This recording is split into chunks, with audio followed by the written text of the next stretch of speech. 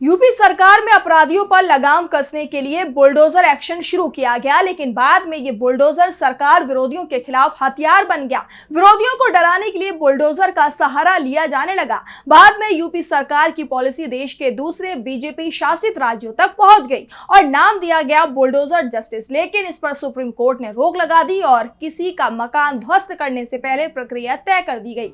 लेकिन यूपी सरकार ने कोर्ट के आदेश को ही किनारे लगा दिया। अतीक का नाम पर ही बुलडोजर चला दिया। यह भी नहीं जांचा परखा गया कि कार्रवाई किसकी संपत्ति पर हो रही है। इसे लेकर सुप्रीम कोर्ट ने सरकार को जबरदस्त फटकार भी लगाई है। क्या कहा कोर्ट ने, आइए देखते हैं इस रिपोर्ट में। योगी सरकार का बुलडोजर अब उस पर ही भारी पड़ने वाला है। सुप्रीम कोर्ट ने प्रयागराज में 2021 में हुए बुलडोजर एक्शन को लेकर यूपी सरकार को जमकर सुनाया। कोर्ट ने कहा है कि वो गिराए गए मकानों को सरकार के खर्च पर दोबारा बनवाने का आदेश दे सकता है। दरअसल याचिकाकर्ताओं ने दलील दी थी कि उन्हें नोटिस मिलने के कुछ घंटों के भीतर बुलडोजर चला दिया गया, जवाब देने या कानूनी बचाव का मौका तक नहीं दिया गया। मामला 7 मार्च 2021 का है, जब बुलडोजर कार्रवाई में 5 लोगों के मकान गिराए गए थे, जिसमें प्रोफेसर अली अहमद और वकील जुल्फिकार हैदर का नाम भी शामिल था। याचिकाकर्ताओं ने कोर्ट को बताया कि उन्हें शनिवार 6 मार्च की रात को नोटिस दिया गया।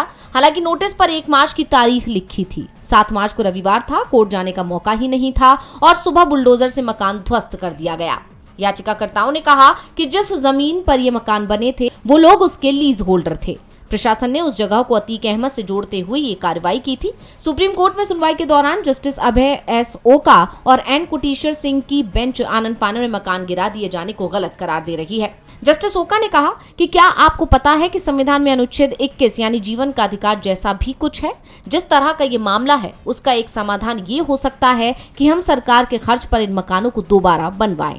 तो सुप्रीम कोर्ट ने बुलडोजर एक्शन पर कोर्ट के ही फैसले का जिक्र किया, जिसमें कहा गया था कि लोगों को पर्याप्त समय और कानूनी बचाव का मौका देने के बाद ही विध्वंस की कार्रवाई हो सकती है। कोर्ट ने प्रशासन की तरफ से दिए गए नोटिस की प्रक्रिया पर भी सवाल उठाए।